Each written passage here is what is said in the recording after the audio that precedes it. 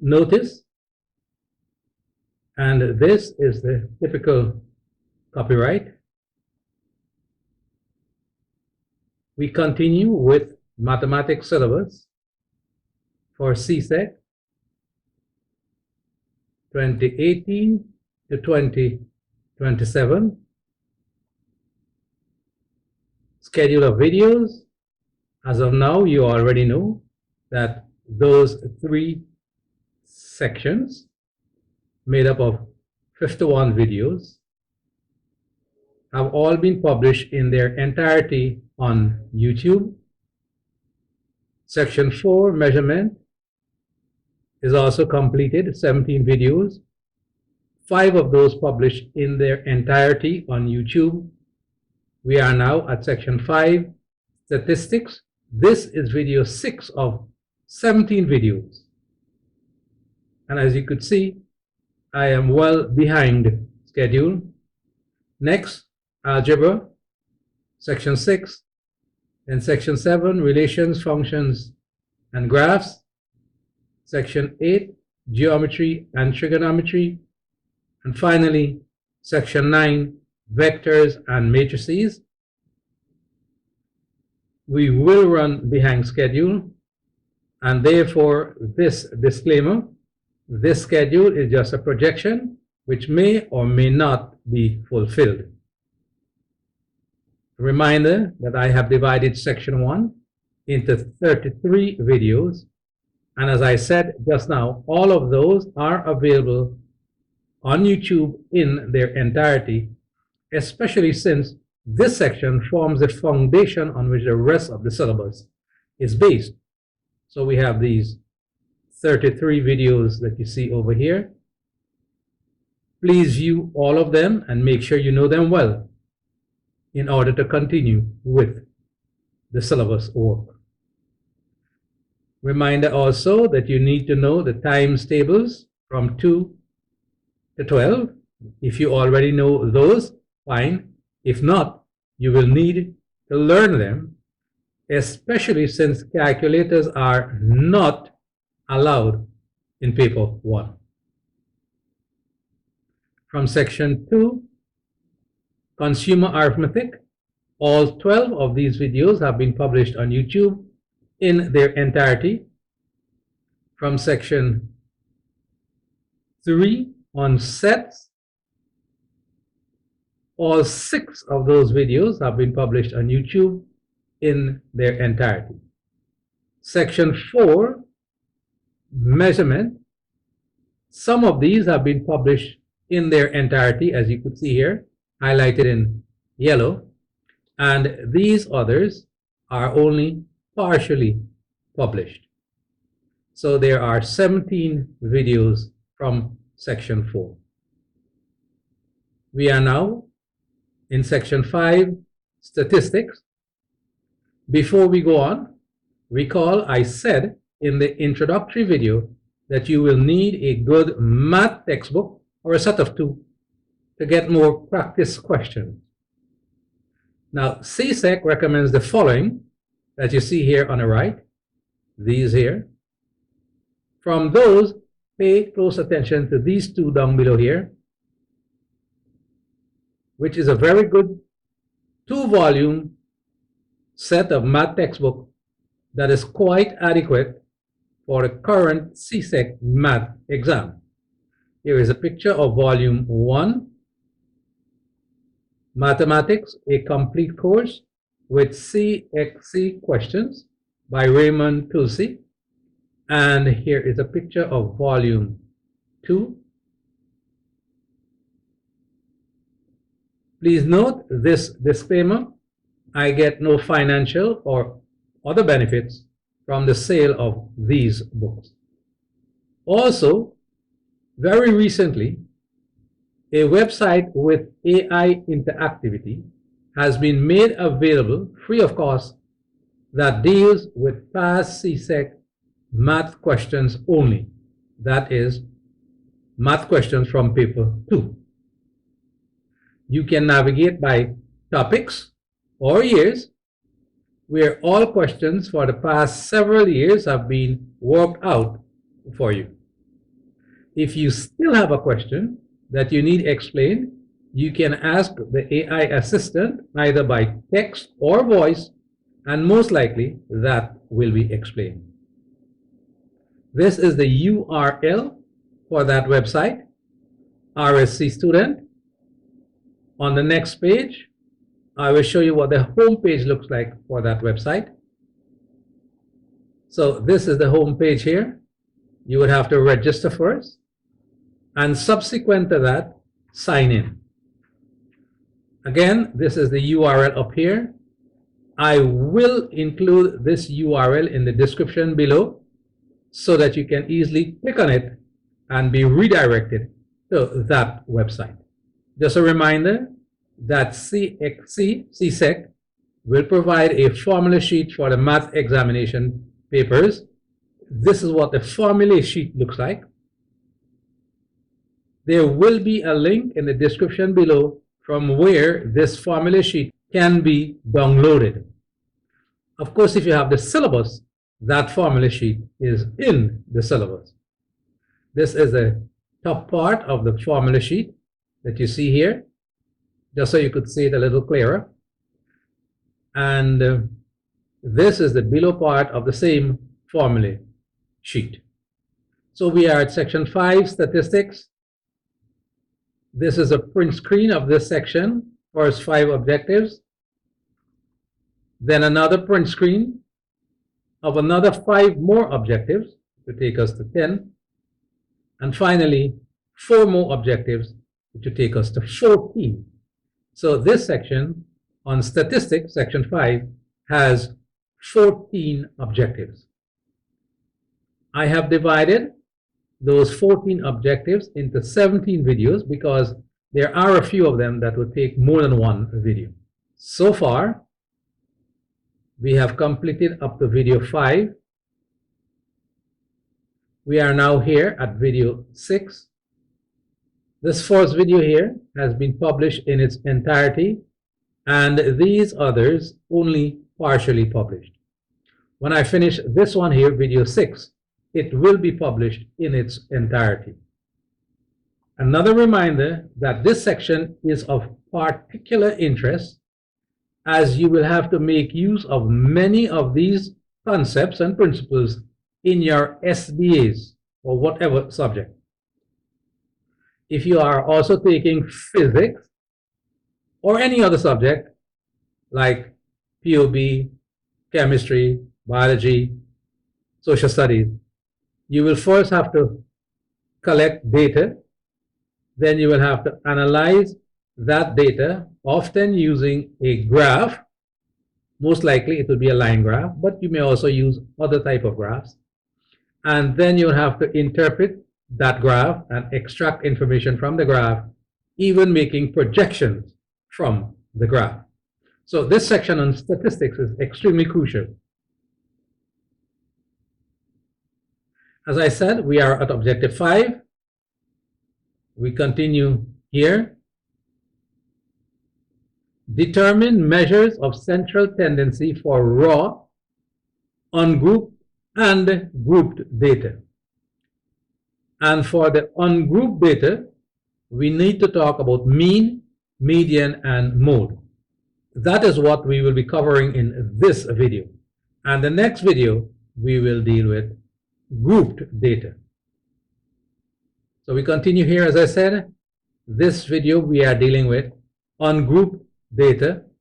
We will be talking about mean, median, and mode. Next video, we'll deal with group data, modal class, median class, and the estimate of the mean. Now, in statistics, a central tendency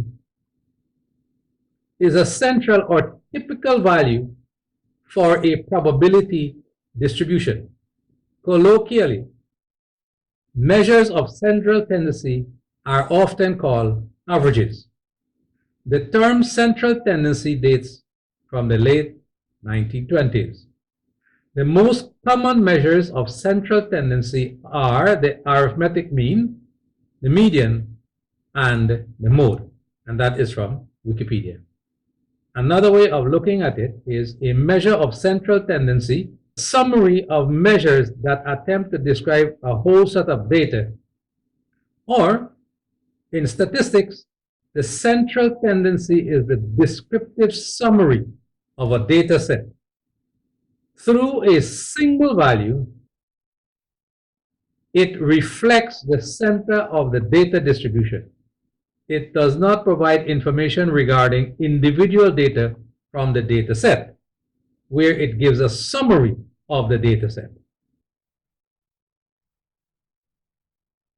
We are going to look at ungrouped data, mean, median, and mode.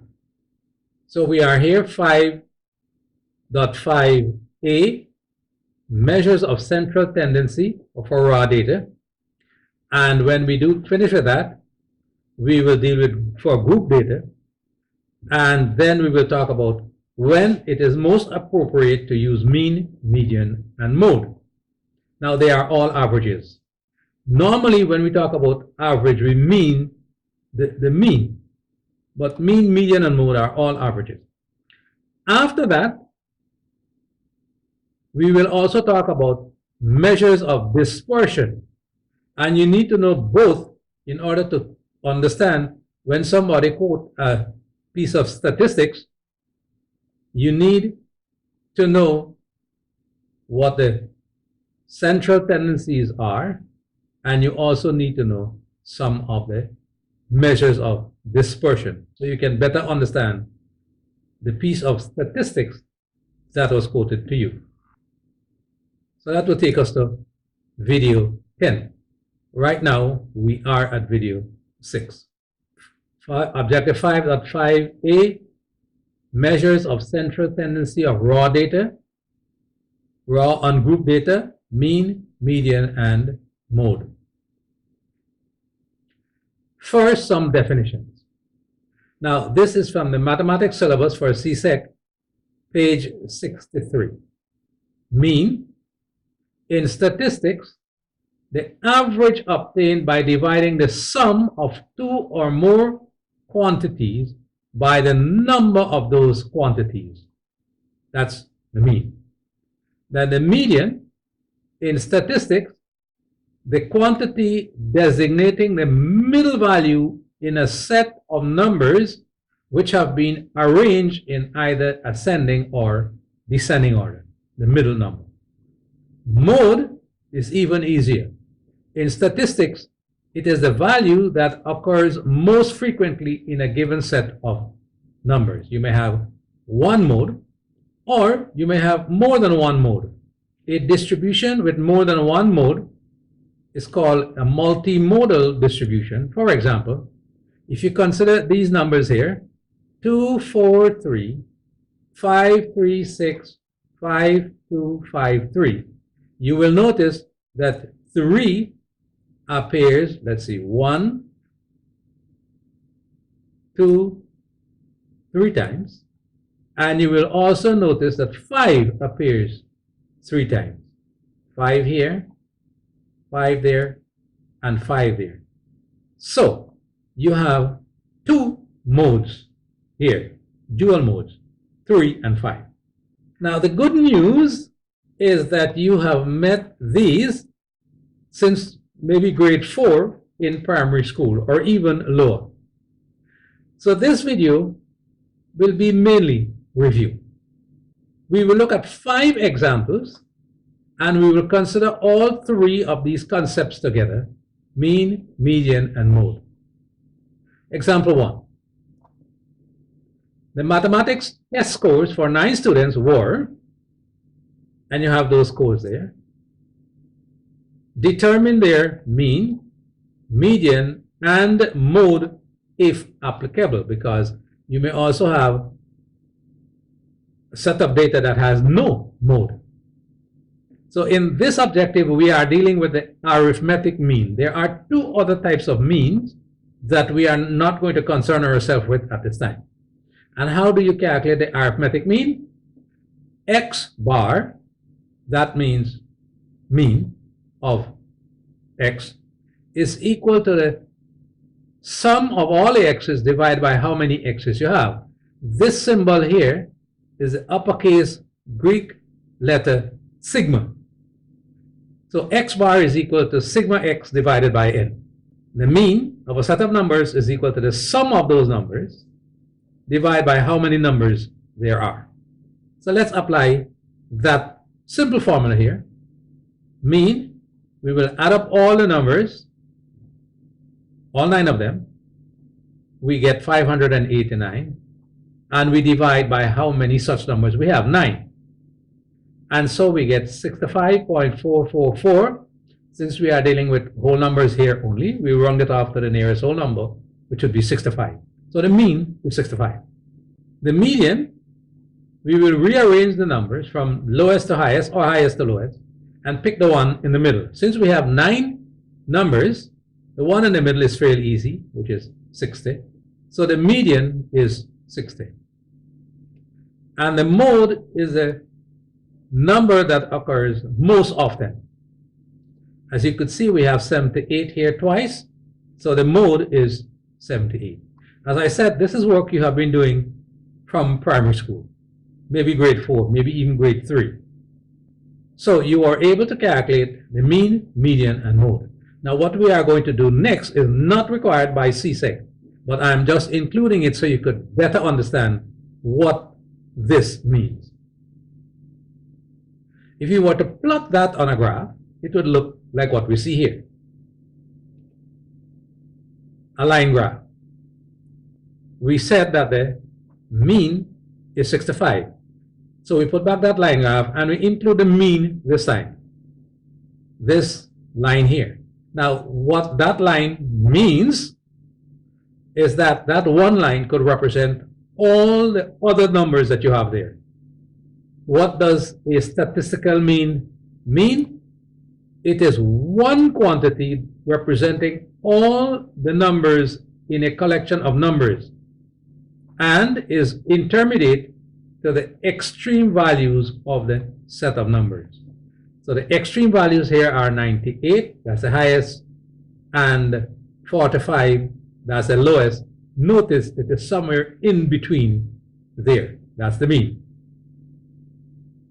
So when you find the mean of a set of numbers, you are finding one number that represents all the rest of the numbers in that set. Now we also found that the median is 60. So on this graph, you already saw that's the line graph, that's the mean, that's the mean. Now this green one here is the median. It is 60. It is very close to the mean. It means that the total distance of the numbers you have below the mean is not much different from the total distance of the numbers you have above the mean. So that is when the mean and the median are very close to each other. The median is the value in the middle of an ordered data set. The mode is 78.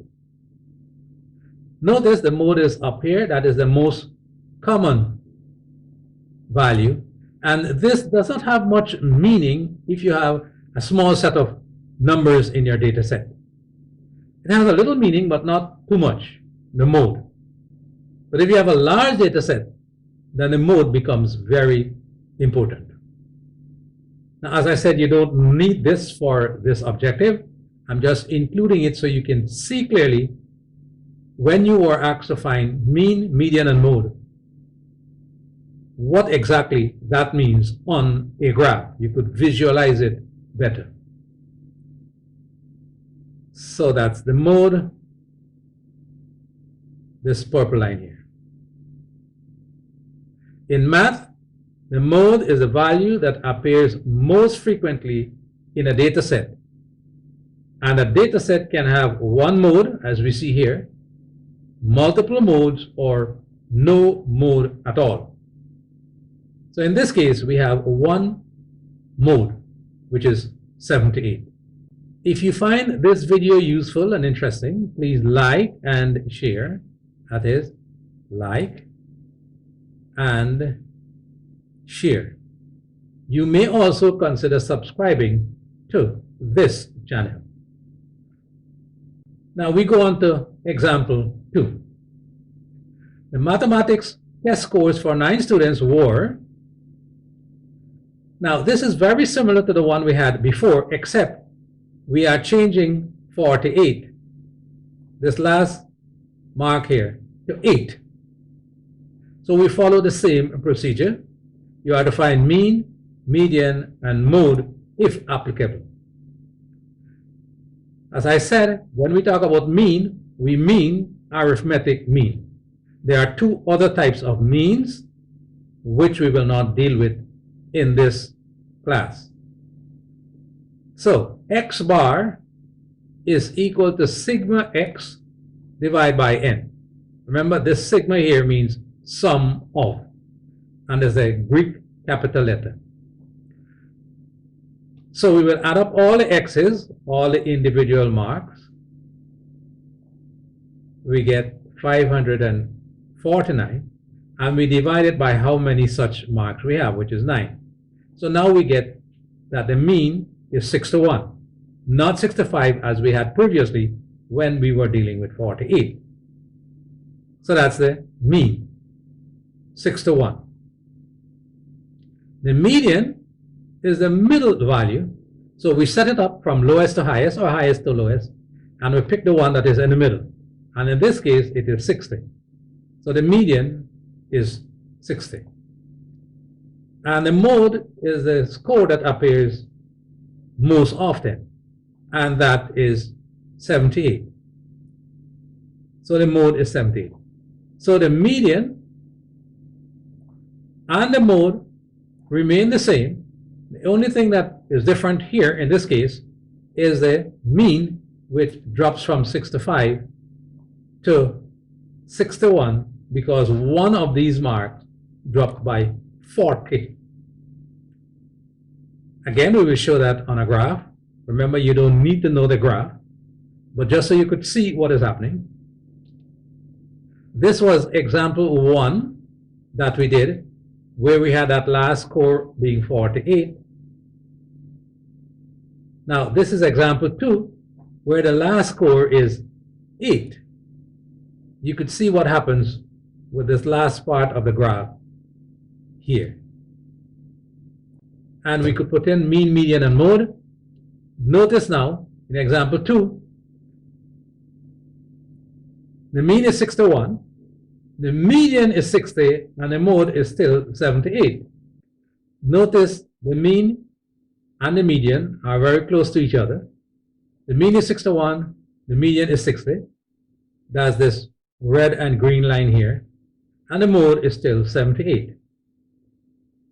This was example 1 that we did first, where we had the mean was 65, median is 60, and mode is 78.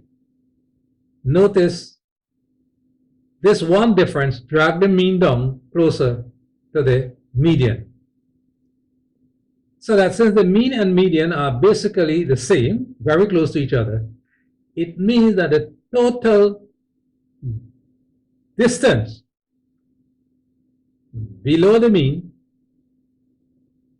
for all these marks here is about the same as the total distance above the mean for all these other marks here. So this was example 2. Now let's look at example 3. Let's change the x-axis to your final percentages in grade 10. So instead of just student 1, student 2, student 2, this would be just one student, the various subjects that that student does. It's the same graph, but now this is English A, and then English B up here, and so on. So we will look at this example. This is your subject now as opposed to various students. What would the mean, median, and mode become if English B had dropped to 45 and IT to 60? So this mark here drops to 45, and this one here dropped to 60 from whatever it was. So it was 78 and 98. The mean there was 61, the median was 60, and the mode was 78. Now we will change those two scores, drop that 78 to 45 here, and drop that 98 to 60, which is here. So let's find the median and mode of those new values. We find mean, median, and mode if applicable. So let's find the arithmetic mean. X bar, meaning the average of X, or the mean of X, is equal to sigma X, which is the sum of all the X's, divided by N, which is a number of X's. So we add up all the marks. We get 478. We divide it by the number of marks, which is 9, and we get 53.111, which we round off to 53. So the mean is 53. The median, we rearrange those marks from lowest to highest, or you could go the other way around. Since it is an odd number of marks, we take the one in the middle, which is 56. So the median is 56. And then the mode, what number occurs most often? You have a 45 here, and you have a 60 here. So we have two modes. So the modes are 45 and 60. If we put that on a graph, this was the previous example. We dropped that and that. So now we have this over here on the right. This red one here is the mean. This green one here is the median. And these two purple here are the modes. So we drop those. So we get some slight differences. 53 as mean, 56 as median, and 45 and 60 as modes.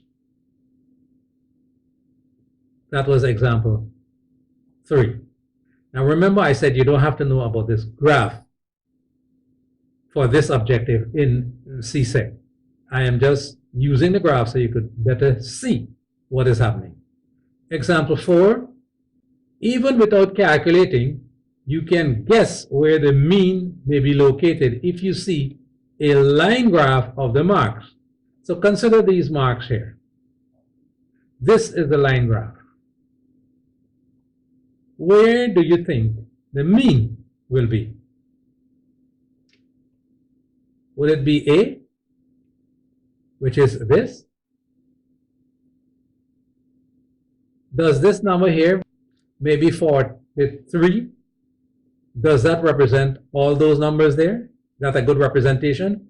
I don't think so. Let's go to B. B is up here. Now, that's the other side of the coin. This seems to be too high.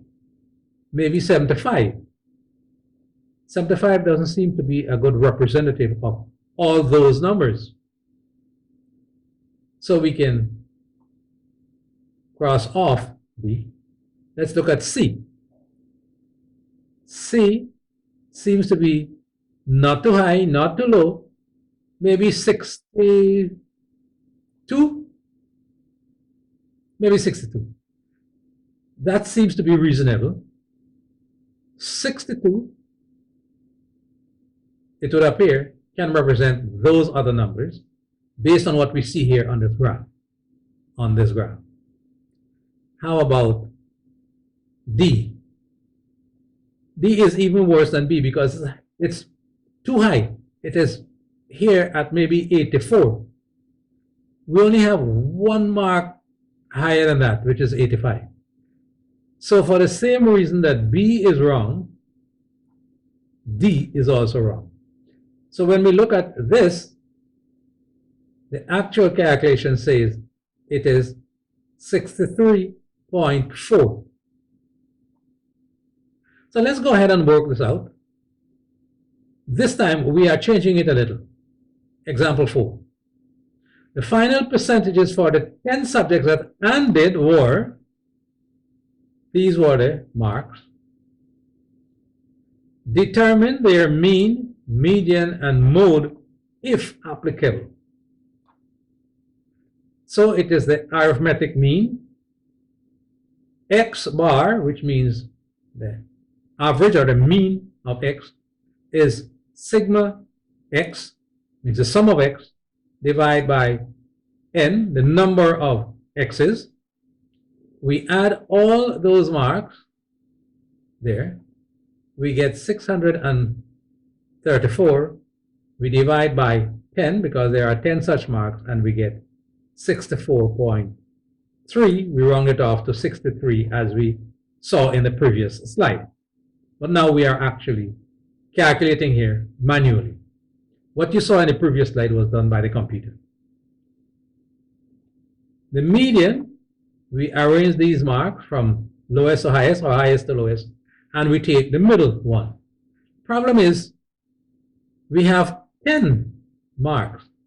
When we had 9 or 7 or any odd number, we could find the middle mark. But since we have 10, we have a little problem. These 4 are definitely lower. These 4 are definitely higher. Now what you do, you see these 2 in the middle here? Now we have 2 in the middle. We are not going to take one of them. What we will do, we will add the 2 and divide by 2. And so we get 62.5. And since we are dealing with whole numbers, we round it off to 63. So the median is 62.5, and you can round that off to 63. What is the mode? Well, do we have any number occurring more than once? And the answer is no. So there is no mode to that set of numbers. That was example 4. Mean, median, mean, median. Now let's see what happens here if we plot that on a graph. So that's a graph. This is the mean, that brownish red line there, which is 63. And the median is also 63. So actually, it is the same line.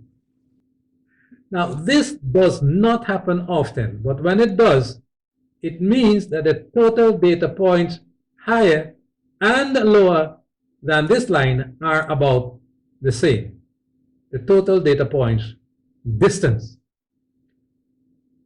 So if we take a paper, we fold it in half, and we measure from here to there, that's from here to there, and then we bring the paper over here and add in that part there, that's this piece here, and then we shift that paper, add in this piece here, which would be that amount, and so on. We will find that below the mean and median, we have a total distance of this, that. Now, if we flip the paper around and we take the total distance above that mean and median, from 71 down here is this distance from there to there, and then from 65 to that mean is this little distance here, and then from 82 to the mean is this distance here, and so on. When we find the total distance that the points are from the mean and the median above as well as below, we find that the total distance is about the same. Now that reminds you of line of best fit from physics video. But as I said, you're not required to know this. I'm just showing you what the possibilities are and where we can go with this, but we're not going there. Example 5. In many high schools in the Caribbean, most students attempt all 13 subjects or so offered in grade 9. That will be Form 3. The final annual result will give an indication which stream the student will be advised to take for C6, whether it's science or business or general. Now the table at right shows the final annual results for 2 students in grade 9, which is Form 3, Zoya and Pedro. So here's the table. Determine 1, the mean, median, and mode, if applicable, for both students. So how do you find the mean? You add up all these numbers here and, of course, divide by 13. So for Zoya, that is 65. You do the same thing for Pedro, and you also get 65. If you were to arrange these numbers from highest to lowest or lowest to highest, since it is 13, it's an odd number, we pick the middle number, and you get 66 for Zoya and 66 for Pedro. As it relates to the mode, there is no mode here, as these marks are unique for each student. There's no mark that repeats itself. Which stream, science or business, do you think Zoya is better suited for? Now, both of them got an average mean mark of 65. Both of them got a median of 66. But when you look at the subjects, you will notice that Zoya did very well here, whereas in English A and English B, Pedro not so good. Zoya did poorly in physics, chemistry, and biology, but much better in POA and POB. So essentially, we think that Zoya will do better in the business stream rather than the science stream. And conversely, when you look at the marks, Pedro may do better in the science stream than the business stream. So that just shows one application of these measures of central tendency. So we just did that. Mean, median, and mode. Determine measures of central tendency for raw ungrouped data. And that brings us to the end of video 6, based on objective 5A in section 5.